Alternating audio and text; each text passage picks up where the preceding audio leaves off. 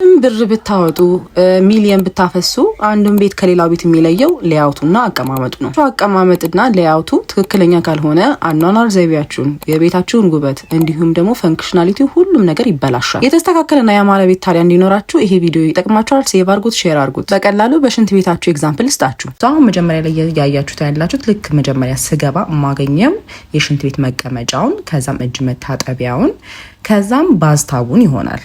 ይሄ የመጀመሪያው ሌያውት ነው።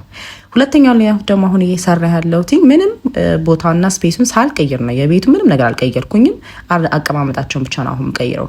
ልክ ስገባ አሁን ማገኘው እጅ መታጠቢያውን ነው።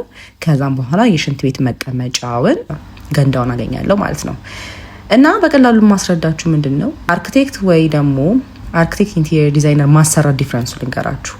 እጅ መታጠቢያ ፊት ለፊት ሲሆን ልክ ስገቡ እጃችሁ ልትታጠቡ ከፈለጋችሁ የምታገኙት እጅ መታጠቢያ ነው። ስለዚህ ጥሩ ነው።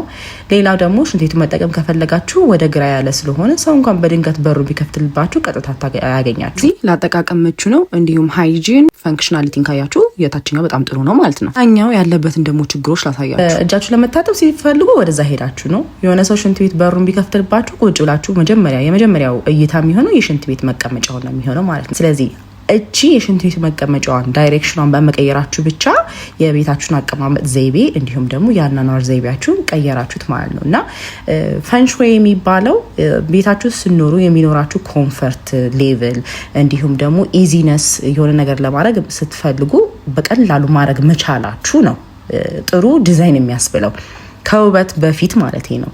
ስለዚህ በኢንቴሪየር ዲዛይን ማሰራታችሁ እነዚህ ጥቅሞች ይኖራቸዋል ማለት ነው። ሌያውት የሚይዘው በራችሁ አከፋፈቱ፣ መስኮታችሁ አቀማመጡ፣ እቃዎቻችሁ፣ ፈርኒቸሮቻችሁ እንዲሁም ደግሞ ሽንት ቤቶች ሲሆን እነዚህ ገንዳዎች፣ የሽንት ቤት መቀመጫዎች ሁሉንም ነገር መጀመሪያ ቦታው ትክክል ነው ወይ፣ ፈንክሽናሊቲው ትክክል ነው ወይ፣ የህይወት አኗኗር ዘይቤያችሁ ላይ ጥሩ ነው ወይ እና አንድ ነገር ለማድረግ በቀላሉ ማድረግ ትችላላችሁ ወይ አት ዘ ሴም ታይም ደግሞ ሃይጂንንም አብሮ ያካታል ማለት ነው። ስለዚህ በቀላሉ ዛሬ ሁለት ነገሮችን ብቻ ይመስላል አይደለ? ብዙ ህይወት የማይቀይር ይመስላል። ግን የሽንት ቤት መቀመጫውና እጅ መታጠቢያውን ቦታ በመቀያየራችን ብቻ የባዝሩማችን ፈንክሽናሊቲውን ኮምፕሊትሊ ቀየር ነው ማለት። እዚህ ቤት የምገነቡ ሰዎች ካላችሁ ይሄን ቪዲዮ አስቀምጡት። የሽንት ቤት አቀማመጣችሁን አስቀምጬላችኋለሁ ትክክለኛ የትኛው እንደሆነ። እዚህ የሆነ ሰው እንኳን አበላሽቶ ቢያስቀምጥባችሁ ሲያም ትክክለኛውን አሳይታኛለች ብላችሁ ይሄን ቪዲዮ ማሳየት ትችላላችሁ። ስለዚህ ዶንት ፎርጌት ቱ ላይክ፣ ኮሜንት ኤንድ ሼር።